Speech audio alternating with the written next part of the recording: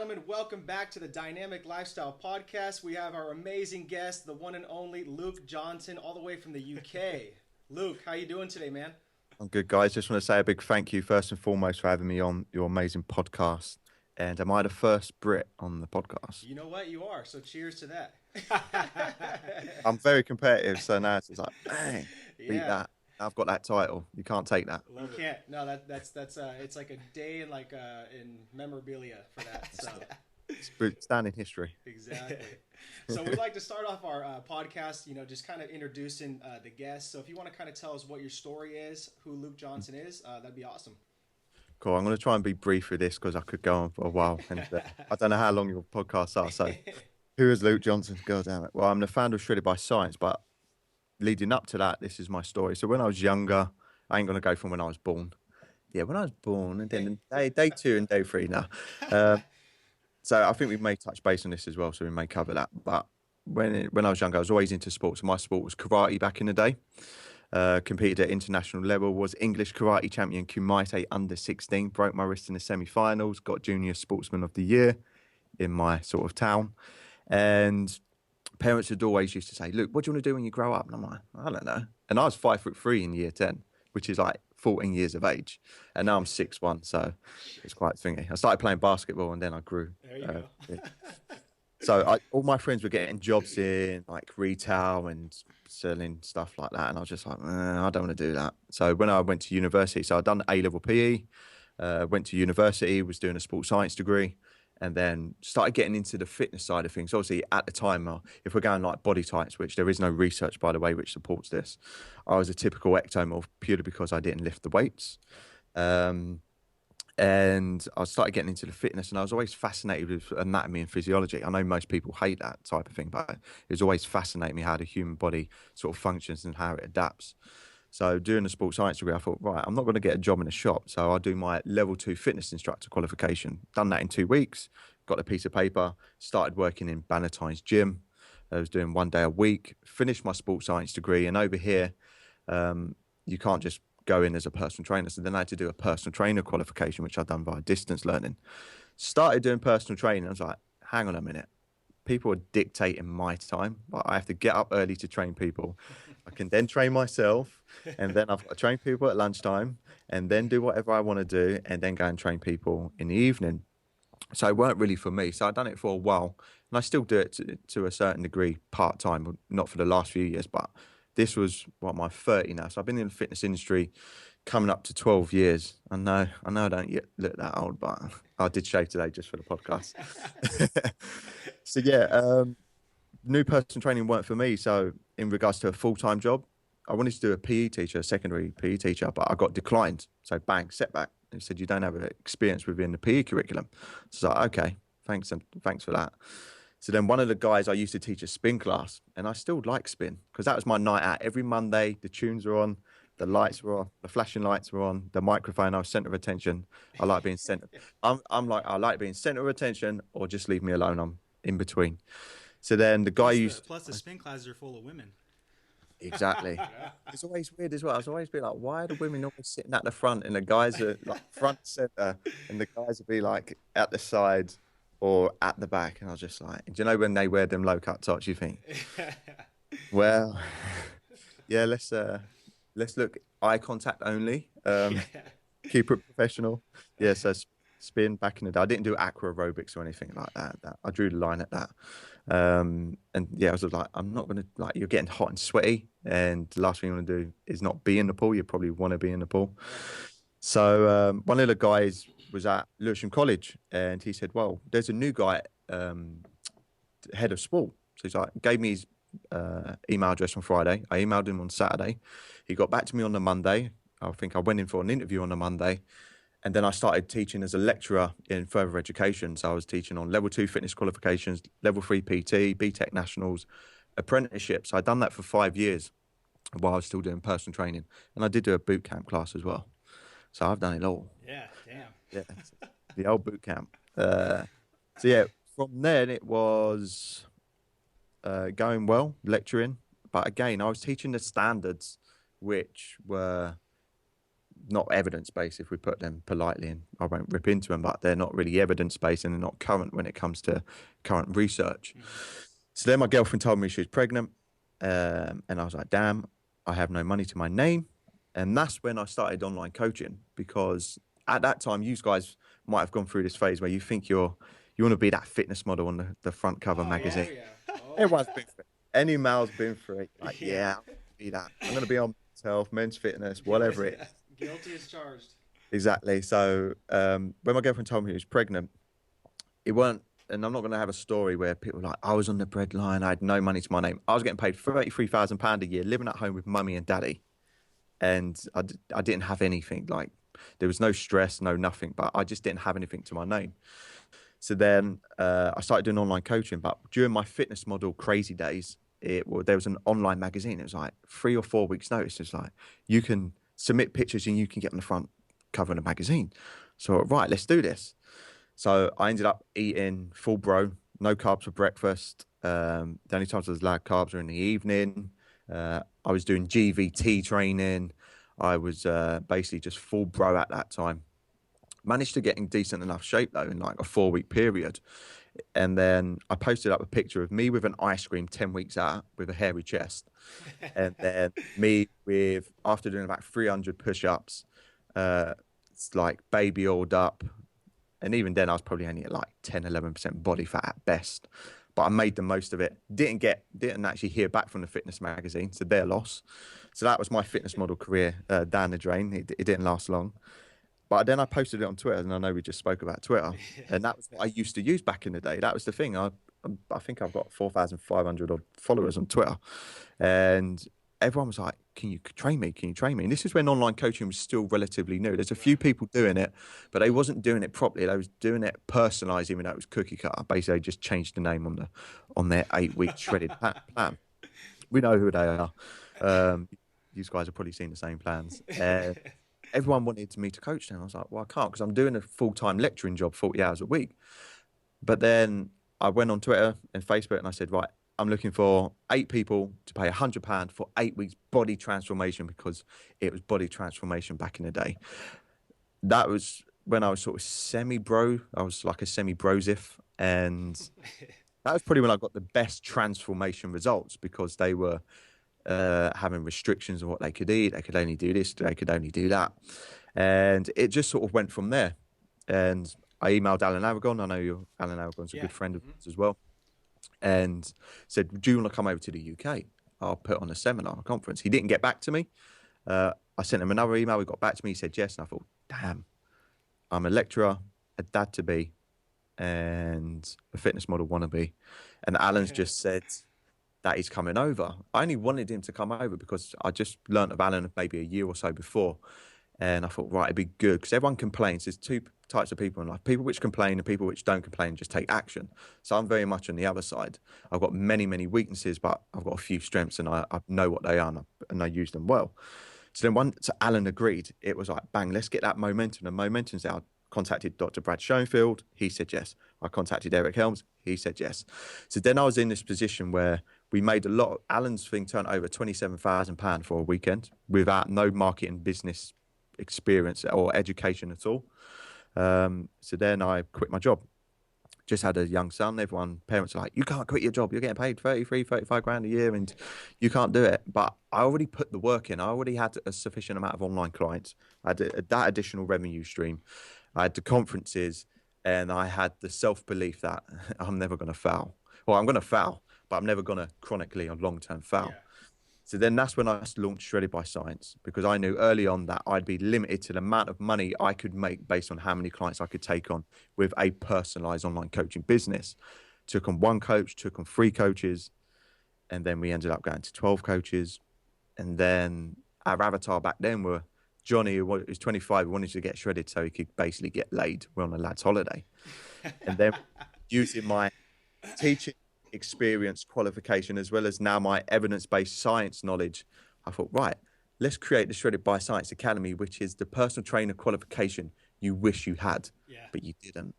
So yeah, that's me in like 6 odd minutes or something. No, that's awesome, man. That's Seriously, a great story. Yeah, seriously. Thanks a lot for sharing that. So basically, if the girlfriend didn't have a little white stick which said pregnant, we probably wouldn't be talking today.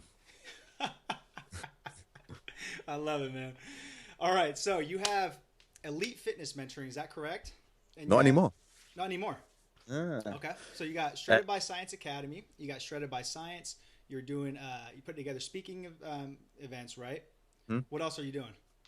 What am I not doing? No, basically, and this is probably, I know we're obviously going to touch base on more of the business side of things as well, but with Elite Fitness Mentoring, whenever you have two brands, so basically it used to be Johnson Fitness Limited, we've changed it to Shredded by Science Limited, and with EFM, Elite Fitness Mentoring, again, it was aimed at those. That was the thing I wanted to have, that continue education with what they were getting from the conferences and seminars. But then I also wanted to raise the profile of guys which didn't really, if I invited them over to the UK, they're not going to sell out 100 tickets. They may sell out 30, 40, 50. So EFM was like training, nutrition. It was aimed at those which have been in the industry for a couple of years, who were looking to more advanced training, nutrition topics, marketing, social media, and business.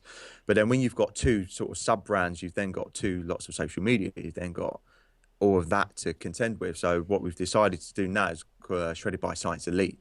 So we've sort of created a little funnel and having different revenue stream points. We've got Shreddication now, which was aimed at more of the lay folk, which is a $4.99 month membership where they get a PDF, they get a webinar of the month, they get recipes, training plans, a Facebook group. And that was just to try and convert those which were fans into clients. Right. It doesn't matter if you pay $4.99 a month or £100 a month, or you pay £1,000 to spend a day with me, you're part of Team SBS. There is no, it just is once you are committed, you're part of the team.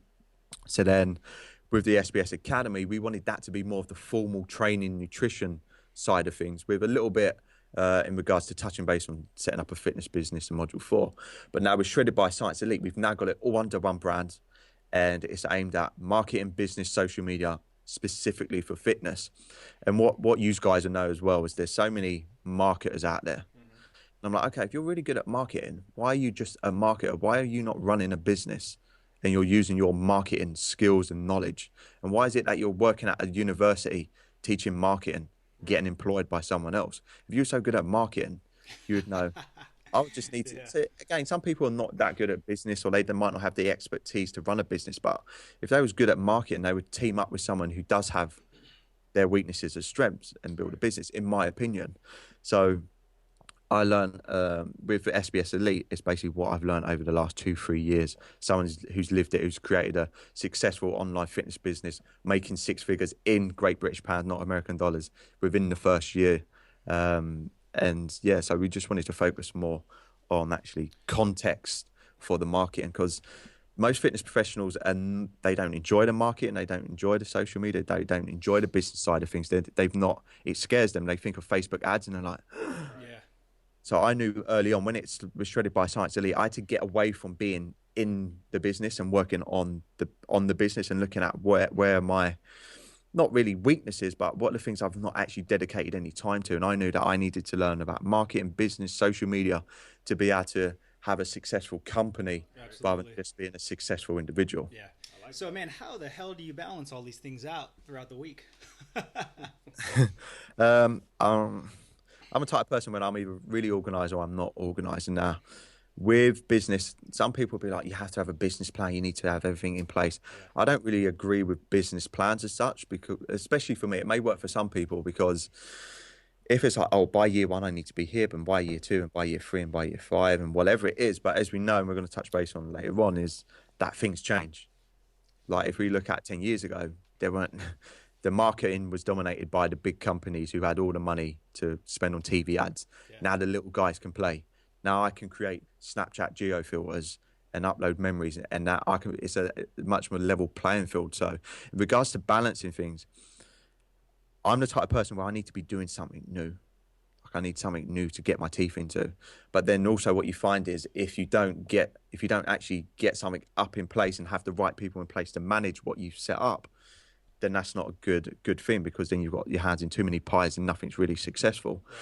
So what I have now is like a yearly, I have a vision, and my vision is to dominate the fitness industry in regards to absolutely everything, in regards to certification, ongoing education, accreditation, and have that that's the market I want. Like I look at companies like Precision Nutrition, who are probably the biggest when it comes to a company where we can have some sort of similarities to. But it ain't going to take me 12, 13 years to get there. Yeah. It's going to take me 4 or 5 years. And So I like how you say that, because it's like I love how you say you have that vision, and that's ultimately what it is going to take. You have to have a crystal clear vision of what you want to do going forward. And yeah, you know, why not go after the big fish? You know, it's like Mm. everybody has a weakness in their business. Yeah. We all have blind spots. So it's like if you could capitalize on that and see that your vision is better for the long term or short term, I mean, why the hell not, man? You know, so I really yeah. like that. Yeah. Like Absolutely. PN, I respect them as a company and as a brand, but I'm on Snapchat. Yeah. I'm on Instagram. They got an Instagram account. They don't post on it. They've never posted on it. Yeah. Yeah. So and even like from just doing Facebook ads, like I target ads based on people which like Precision Nutrition and Personal Trainer Development Center because they've got enough likes. And when I compare the stats, I look at our own stuff, and we appeal as a name as well. We're Shredded by Science. We just naturally appeal to a younger audience. Yeah. Now, this is exclusive. I'm probably not going to keep the name because I'm looking to go mainstream. Shredded by Science isn't mainstream. Exactly. Shredded by Science was Johnny who wanted to get shredded to get sex. Right. That was Shredded by Science. So it's a thing, like people get married and stuck in their ways. I don't get married to a name. A name is just a name. It is what it is. But with the other companies, people always, I know what PN do. I signed up to Precision. I actually parted money with Precision Nutrition so I could go through the actual sign up process. So I could get on the back end, so I could see how they do things, Yes. model. Brilliant, man. I'm looking at who, and that's the thing. People be like, learn from your mistakes. I'm like, no, learn from other people's mistakes. Yeah. Exactly. Let me see why people, and that's why I think people fail in business as well. They don't do the research. They don't look at who are there, and that's the thing. I don't see PN as competitors. I don't see anyone as competitors because if you're just looking to compete against other people, then you always might win. I'm looking to dominate. Like PN is nothing. PN, all they have over me is an extra 12 years. Yeah. That's all they have. Yeah. And they've obviously generated more money. But I guarantee what they don't have is most companies, again, PN are evolving. They've got new level 1 and stuff like that. Even this now is giving them advertising. I don't care. Because Yeah. at the end of the day, I control what I control. Yeah. And I don't care if they come out with something snazzy or they do something new. I always know what my competitors are doing, but I never think about what I know. And I go, okay. And with me, with business, there is no emotion in business. Right. There are no friends in business. It's just associates. And I think Peter Vu, do you know Peter Vu? No. No. No. So he's okay. Some marketing stuff's a bit thingy. But he come up with a decision train. Allow their emotions, their feelings. He used the term feelings, so their feelings to dictate their actions, and then that makes their decisions. So example would be, I'm not feeling up for it today, so I'm not going to train. We'll keep it. What's your listeners, PTs or like general pop? What's your target audience? So I know what the examples to give. What would you say? Mainly, I know it's the demographics females.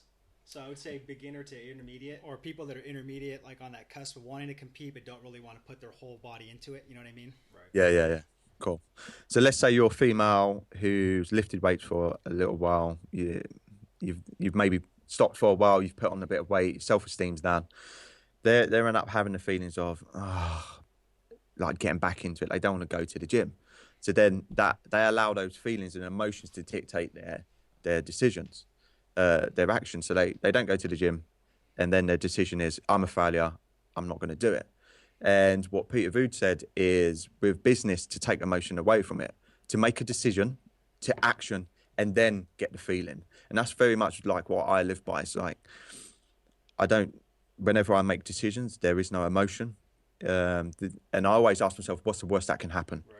If the worst that can happen could be that something bad happens to my family, then I'm probably not going to make that decision. If it's I lose some money, then I can live with that. If it means that someone dislikes me, but it's the person I don't really want to like me in the first place, I can live with that. So I think people let emotion dictate what they do on a day-to-day, month by month, year by year basis. So you can take that emotion out of things and just make the decision. You know what the decision is. But what most people do as well, and I think why I'm different to other people, if I say I'm going to do something, I'm going to do it. And if I go into something, I go all in, and it has to be the best. I'm not trying to be the best at this. There's a reason why Eric Helms teaches on the academy. There's a reason why Dr. Mike Zurdos teaches on the academy. I don't have any ego or any desire to be the best natural bodybuilding coach, the best science-based nutritionist. That's Alan Aragon, in my opinion, or Mike Zurdos, who hands down is the, if people don't know, Dr. Mike Zurdos he is the best teacher, educator, presenter that I've ever come across. And I could have picked someone else to teach on the academy, but I didn't, because I wanted to go to the best. I know what I'm good at, and I know what other people are good at. And I think people need to just leave their ego at the door with their lifting, leave their emotion out of making business decisions. So how do I manage everything? I have projects, I have spreadsheets. I know what I'm going to do on here's, even only recently, I have a yearly thing where I just put in things like SBS Academy. And what I use is a thing called, I don't know if I come up with this. I like reverse engineer, periodize my business. So most people, obviously, I know you guys, you've done powerlifting before, yeah? No, I mean, our bodies can't hold up. Nope. That's like me. If it's less than like 8 reps, I'm like, what the hell? Yeah, seriously. I'm like, I need that 8 to 15 rep range. It used to be a goal of ours, but we kind of came to fruition where it's not going to happen. Yeah, we're trapped in elbows start hurting, yeah? Yeah. Elbows are just like, what the? Yeah. And then you'll wait 3 minutes to rest. Yeah. You know how many bicep curls I can do in 3 minutes? Even with like powerlifting or athletes in general, you look at an event. So I look at a conference or I look at an academy launch, and then I just reverse engineer and periodize it how I would if I was coaching my powerlifting client. And it would be, right, we need to make sure that when we're further out, we want that more volume. We use social media as our main sort of marketing. We're doing some more offline stuff now. Like I've been to Dublin, I've been to Scotland recently, Bath and stuff like that, putting on actually having that face-to-face offline interaction, because everyone gets trapped into online, and we did to a certain degree, but you cannot build value quicker than meeting someone in person. Absolutely. So, I mean, it all comes down to know, like, and trust. I know you've probably heard the thing before, but you need awareness.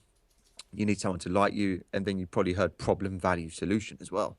Well, I can give a lot. Even just us guys speaking, that's the first time we spoke, but we're going to feel like we can know each other a lot better. We've had that more value. I know you've got your book coming out. I don't know if the guys know yet. So obviously when that's out, I'm going to obviously promote it, and I know you guys have offered that as well. So people end up falling into a trap of just online business. But I just plan my weeks. Like, I have a spreadsheet and I have a priority thing. So I have high priority, moderate, and least priority. That's awesome. And then what I do is every single day I always work on me. So I won't check emails to about 11 or 12. And I focus on what is it that I need to do, whether it's a book, whether it's a podcast, a webinar, anything that I need to do. And I just plan out my year now, and I just reverse engineer back. So when it comes closer to the academy like it is now, you'll see me on more podcasts. I love that. You guys just asked me, it didn't think, but you'll see that the content is very much more specific to the academy, where 3-4 months out, it's more general. We're not asking for people to do anything, but I've just provided you with years of value and not asked for anything. So when it comes, and that's the thing, when it comes to saying you and asking, you familiar with Gary Vaynerchuk? Oh, absolutely, man. Yeah, jab, jab, jab, right hook. Yeah. So what you get is either fitness professionals just right hooking. So listeners, if you're watching it on video and you feel like, what the hell, why is Luke talking about jamming and right hooking? Yes, I do like boxing and MMA, but we're not looking at context. Gary Vaynerchuk uses jab as in value. It's like a value building. So it could be like this podcast is a value building thing. Right. And the reason, and I have like a value building continuum as well, where if it's just like a written post, there's a little bit of value if it's specific to an avatar. If you do audio and it's specific to the avatar, it's even better because they can hear you. They feel like they get to know you more. Right. Now with video as well, they can see you, they can hear you, they can see your mannerisms. So you can build that know, like, and trust a lot quicker. And there's even a step up from that where it's video, but specific to an individual. So we done a series, and we'll probably carry on with it, called RCLJs. So a specific person would ask us a specific question, but because we've marketed to a specific avatar, when we answer that question, that one person is going to get a ton of value, because it feels like you've asked a question. We've spent 10, 15 minutes answering your specific question. Right. But so they get a ton of value. But then if we go down in the continuum, because it's specific to an avatar, there's going to be another 100,000 of people who have that same question, and we've just answered it for them. So again, it's just planning my weeks, and then I put down everything I do, and I allocate myself 30-minute blocks. So 30 minutes to do this, 30 minutes to do that, and everything's a competition. Business is a competition. I don't care if I lose all my money. Like, money will come and go. Right. I know how to make money, and that's another thing about businesses. People in the fitness industry are like scared, especially the evidence science-based community, Oh yeah. scared to say, I want money. Yes. Yes. Like, if you want money, then you're a sellout. Anyone who makes money, you're a sellout. Yeah. Yeah. You come up with I software, can't stand you that. write a Stand book, that either. and you charge people for the book you just wrote. Yeah. Well, I've just spent 100 hours on this. Yes. Yeah, there's content you could get this all online, but we've collated it into one specific place. Yes. And do you know what I mean? So Yeah. I make no thing. I want to make a shed load of money Yes. Yeah. while maintaining my integrity. Yes. But I don't want to make a shed load of money to then go and spunk it. I want to make a shed load of money now, because back in the day I was like, I want an Aston Martin by the time I'm 35. Yeah. I could get that. I'm 30 now. That's well achievable. But I don't want it anymore. I don't make enough money now, so my dad don't have to work till he's dead, because he works self-employed. So, and then to look after my family. I think what a lot of fitness people do as well is, I just want enough money to get by. Yeah. But you always look at enough money to get by now. Yeah. What about when you're 50, 60? You still going to be on the gym floor at 63 years of age? No, Right. Exactly. Yeah, and this is a good teaching point right here, and because you made a really good point. Like when Eric and I first started, we used to worry way too much about, like what other people thought.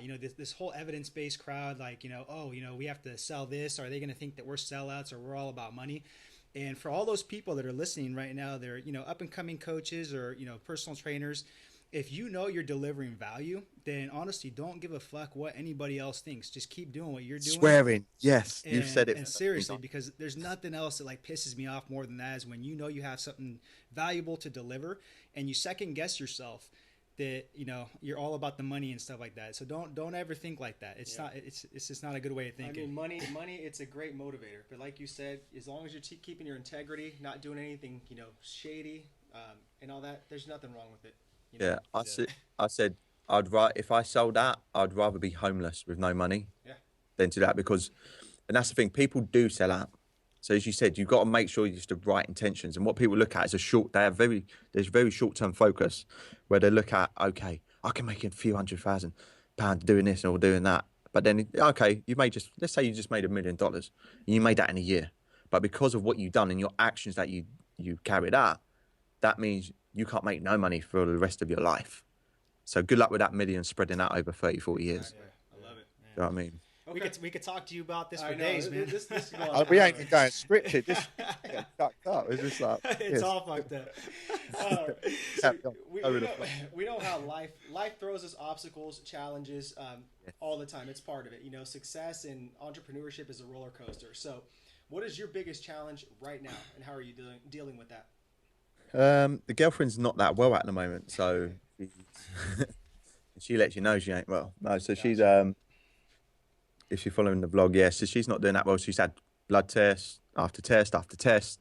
So when you're running a business and you've got a family, so it's just, but it is what it is. Like, there's no challenges. It's just part of the game. It is what it is. So at the moment, it's things like having to look after my son, Lenny, and I've got an academy launch. I've got an academy thing. We've got a countdown. We've got things that we've got to get in place. But at the end of the day, family comes first. If it means I lose a few £1,000s, it doesn't matter. So if we're looking at currently, it's that, and just having the uncertainty and just having to leave early and go and look after Lenny and stuff like that. But again, it's all part and parcel of just life. And as you know, when you're working with clients, you could be doing really well, and then something could happen. Something could happen to a close member of their family. Something could happen to them personally. They could lose their job. There's so many things. And I think the thing which will make you a success or not is how you react to those, how you react to that adversity or those things which come up. And it is what it is. Whatever the girlfriend's got, it is, we'll face it and we do what we need to do. But most people, again, a little bit of bad news and it's just like the end of the world. Right. It's like with our clients, we look at how we reframe it. Okay, but this has happened. Yeah. So when they come to, I can't lose any more weight now because of X, Y, and Z. Well, no. How about we change this? We adapt to what we've given. Let's focus, rather than looking at dropping weight between 0.5-1% per week. Let's look at just maintaining. Like, there's nothing wrong with maintaining. Let's focus on, we change the plan, And even with like nutrition approach for the academy, there's Greg Slater come up for here we go, for your website, the different tracking continuums. That's weird. And that's just all about different methods based on different goals, different times of your life, different whether you've got good knowledge of nutrition, whether you've not, and it's just being able to adapt to the situation. So, I try not to. I'm very good at blocking things out. So it is what it is, and you either adapt and reframe and look at things in a positive. And yeah, it means that I've had to work at like 1 o'clock at night and getting up at 5 a.m. to do green screen recordings for 6 a.m. and doing that. Like today, I'll come in 6 a.m. I've been recording. After the podcast, I'm going to go home. I'm going to try and eat. And then I've got academy call. Yeah. So I won't finish till 9:30 in that. But there's other days when, because I have a business now and I have people in place, it means that I can go and have a day off during the week when I want to, or take Lenny to the zoo or the park or cinema. So you've got that flexibility there as well. So I is what that. it is. And really quick, I mean, in case you don't know which one's which, this is Eric. So you remind me a lot of myself. He's more feminine. No, not at all. But The real Eric.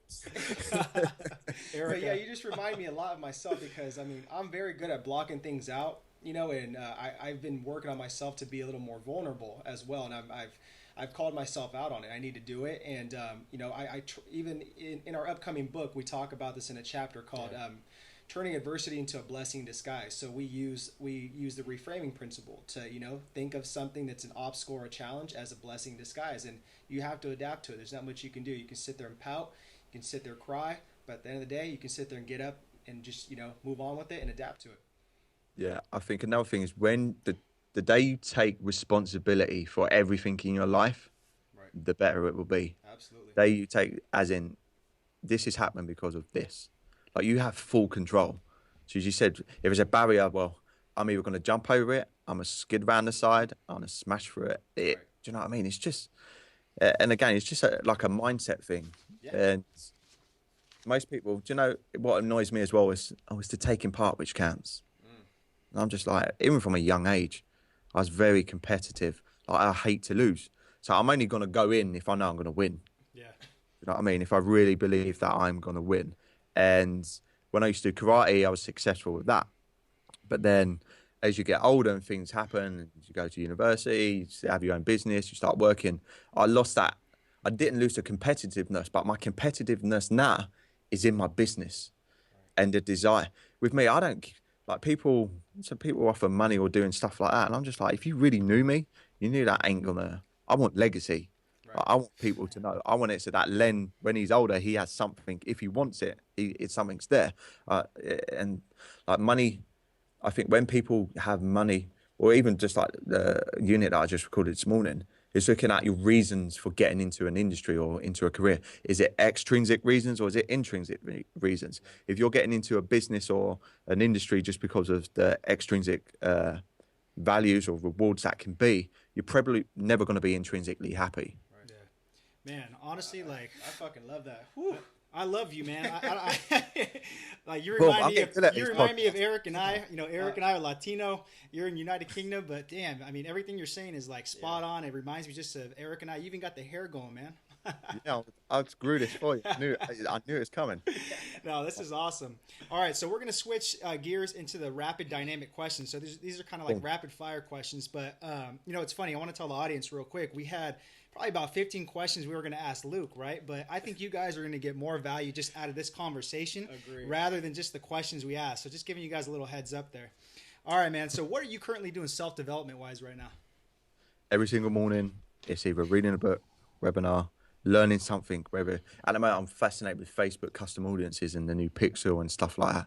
So setting things up so that if they land on a page on the website, then they can see Facebook ads. Like I know it, but I've basically created a product catalog. Now we've got the new website. So do you know, like Amazon, people know they go on Amazon, they look at something, they go on Facebook, like, damn, it's retargeting. Yeah, that's what. So that and email marketing, so making things relevant to the individual. Gotcha. Right on. So when you think of the word successful, who comes first to mind to you? This was a hard one because I had no one. But I don't look at other people. I just focus on me. Right. Do you know what I mean? I don't look at, oh, this person's, and success is in the eye of the beholder. So you heard of the fisherman and the businessman story? Yeah. This, yeah. Can I say it quick? Yeah. Yeah, absolutely. That's quick fire, man. Just for quick fire. So there's a fisherman and a businessman. They was in Brazil. And the fisherman comes back with a small boat with a load of like quite big fish. The businessman was impressed by this. So then he goes to the fisherman. He said, "Oh, how long did that take you?" And he said, "Oh, not that much." And he said, "Well, why don't you start longer and get more fish?" And he said, "Well, I like to get up early, go fishing, get enough for my family to eat, go home, spend time with the kids, have a nap with the wife, and then go out in the evening, drink wine, play guitar, sing and dance with my friends." So the businessman said, "Well, why don't you start longer, get more fish, get a bigger boat, get more fish, then have more boats, get people to work for you, put it as a public company, get shares, get the lot." And then the fisherman said, "And then what?" And then he said, "Well, then you can get up early, go fishing, spend time with the kids, have a nap with the missus, go out, drink wine, eat food, play the guitar." And he said, "But ain't that all what I'm doing already?" So success is in the eye of the beholder. So my success is going to be different to your success, different to someone else. So like people like Richard Branson and those guys, I don't look at like, I respect what they've done, but I never look at. So when you ask me the question, I'm like, no one. Okay. And that's just brutally honest. There wasn't no one which come to my mind. All right. Hey, Man. I want honesty, so that's I fine. love that. I love that. What are you currently doing training nutrition wise right now?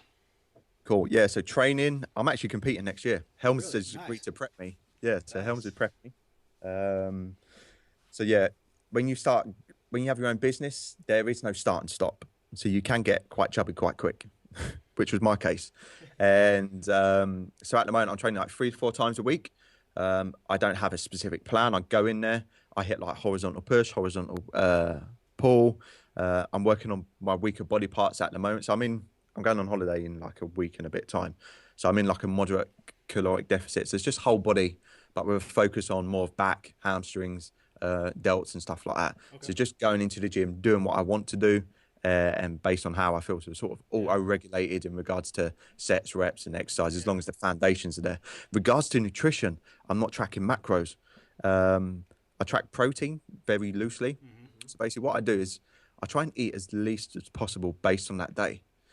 And my hunger, my appetite's really suppressed. So after about 2 to 3 weeks of dieting, I'm like, I can intermittent fast to like 3, 4 o'clock. So some days I intermittent fast, some days I don't.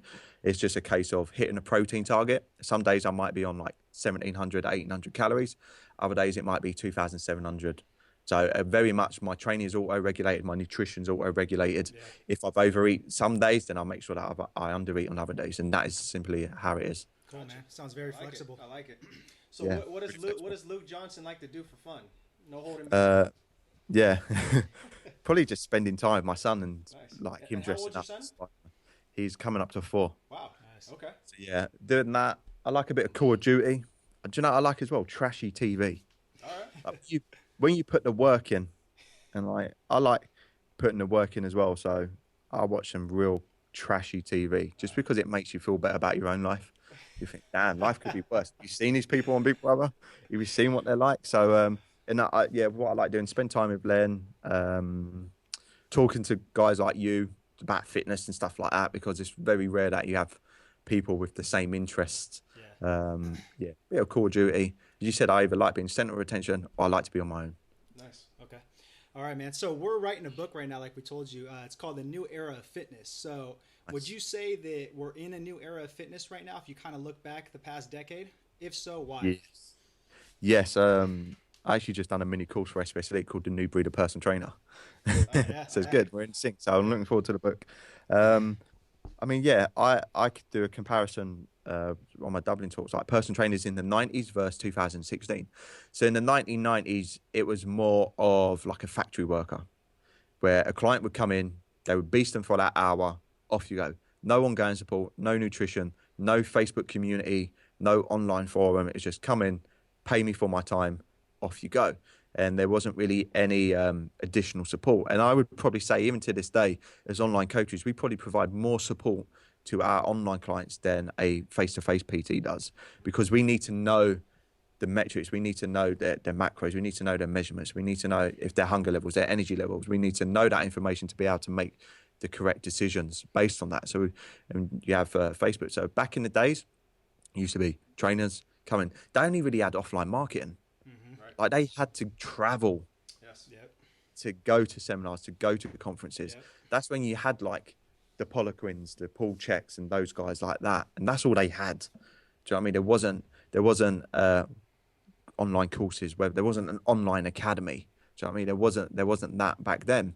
But then if we fast forward to 2016, now we've got social media, now we've got internet. Everything's a level playing field. Like we can produce content via video. You're doing podcasts now. That wasn't possible a few years. I think maybe like 2005. I think podcasts come into it. I looked at it, but again, it's still very popular. It's not really been that popular from 2005. Things take time to develop. But if you look at social media now, I look at social media as just being like a microphone, gives you a voice. Back in the day, it was a lot harder. You'd have to go to places to put on seminars. You only had offline. But now we have online marketing as well. We have social media. We have, even when you look at statistics, I think 70% of consumers prefer that they read an article from someone before they actually purchase rather than an ad. So it's then gone to more content focus. But then I think when people say content is king, I think, no, it may be a few years ago, but now there's social media. Look at Eric Helms and the Muscle Strength Pyramid videos. Yep. Yes. Like a few years ago, people would have paid good money for that. Oh, yeah. Like conferences, just from putting on conferences from 2004 to 2016, people, because there's so much, and it's a good thing that it's going more content marketing rather than just spam marketing, because people are clued up to it a little bit more now. They're used to it. They know what's spam and then they know what's content and what's value. So even when you look at statistics, it takes a lot more touches or contacts to convert someone as a client now than it did before. Email marketing, when it came out, was the daddy, but then marketers ruined it. So they ruin stuff all the time. So you have to move with the times. But what 2016 gives us now, it gives you online coaching. It gives you the ability to create online revenue streams. Like my business is online. Like even though we've got HQ, I could run this from just at home in my pants. Yes. Exactly. And turn over 300,000 a year.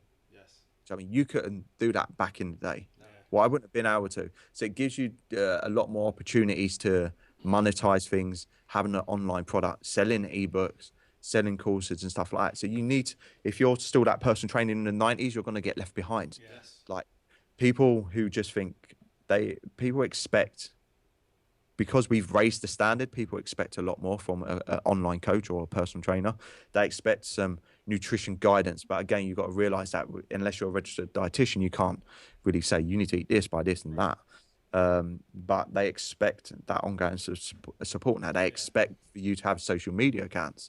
And it's the thing, when you look at an online thing, like I'm going to get prepped by Eric Helms. Back in the day, it would have been, who's actually a non-bro who's in the local area who could actually coach me. Yeah. Smaller pool. But it gives you, and I'm always looking at the amount of money you will make will be predicated on the amount of value you provide the world. So if you're just providing value to 10 people in your local gym, then you're only going to turn over 20,000, 30,000, 40,000 at best. But what social media and the internet allows you to do, it has a much wider impact on a larger scale. And rather than trading your time for money as such, people buy into a product. It's the whole reason why I say don't sell block sessions, sell like a monthly package, because there's so many benefits to it in the first place. But when you sell sessions, you're basically just selling time. So people are just paying for your time. But now with the online thing, it enables you to pick the best people in the world specific to you as a person and your goals. Absolutely. And I try telling people, it's like the era we're in right now. It's exciting times. There's so much potential. Things are going to keep evolving. So, I mean, shit. If you're not excited about the society we live in today, then I am sorry. There's something wrong with you. Yeah, it's like you just need. It's like if you don't move, it's all about if you don't move with the times, and that's why I'm very. I like to react to things as well. Right. I like to see how things go. I like to test stuff. I like to see how things are going. You like to And experiment. if you don't adapt, then you will be left behind, and then before you know it, you'll be like, oh, I'm bankrupt, or I haven't got no money. So, again, it's not like offline personal training is dead, because, as I say, offline personal training works extremely well for those which are slightly older, which are not tech savvy, which are not never lifted before, there's still a need for it. But there's a reason why you charge more money for that, because you are physically trading your time for money. Even online personal training, where people think it's passive income, I can sit on the beach. Well, try sitting on the beach with your laptop with the sun on it and with sound going in it without actually charging your laptop. It's not going to work. It's not passive income. It is if you sell cookie cutter plans, but how many times can you sell crap once? But you're still trading your time for money. So people have jobs disguised as a business. No, business disguised as whatever it is, whatever way it is. It's been a long day. But there's still, if you've got 30 online clients, that's still 30 training plans you need to do. Like there's still 30 updates every week. It's looking at how, and with me, it was looking, how can I provide, and the academy is a great example. All of the content's created now. It's there, the systems are in place. It doesn't require me to, if we get, and it's a business model where the more people you get on doesn't equate to the more work you need to do. Like Education, it's just an increase in revenue stream where you're not trading time for money. It's just a case of having a funnel in place, if you want to call it a funnel, or a system or a journey. I much prefer like a journey that they take where the content is the content. The monthly PDF is the monthly PDF. The webinar is the webinar. It's just all we need to do is the more people which are on it, the more money we make per month. Yeah, absolutely. Love it, man. So we're going to leave our last question that we ask our guests. What does living a dynamic lifestyle mean to you? To do what the hell I want, when I want. Hell yeah. Not to answer to anyone. So like, when you guys, right there. Boom, virtual. But that's the thing, is people just, it's having that freedom financially, but lifestyle as well. To do what you want when you want. So when you guys like, we can do a podcast on like any day, anytime. It doesn't really matter, because my diary every single week, nothing in it, because I do what I want when I want, and I don't like having. And that's the thing why I didn't like offline PT, because you're dictated to other people. You have to be at a specific place at a specific time, meeting a specific person. If you're not there, you're not getting paid. As you know now with your online business, we get paid 24/7. When someone says payday, when's payday? I say every day. Every day's payday. Do you know what I mean? So for me, it's just having that flexibility in life to do what I want when I want, and I could never go back to working for someone. It'd suffocate the hell out of me. Love it, man. All right, Luke. So we just want to take a moment to acknowledge you, man. We've been following you, Shredded by Science, for the past 4 or 5 years.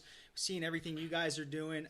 So I just want to acknowledge you for, advancing the fitness industry, trying to make it a better place, but at the same time too, like being selfish in a way to where you want to better your life. You know what I mean? You want to make money. You're not afraid to put it out there. And I really respect the hell out of it, because there's nothing I can't stand is when somebody sits there and tries to fake it and say they don't want to make money, while doing what they love, So just kudos to you, man. And honestly, like, thanks for taking the time to do this. Really appreciate it. I mean, you're an awesome ass guy. I would love to meet you someday too, man. Yeah, we have to meet. I'm going to come over to the States. Yeah, so grab a beer or something. Yeah.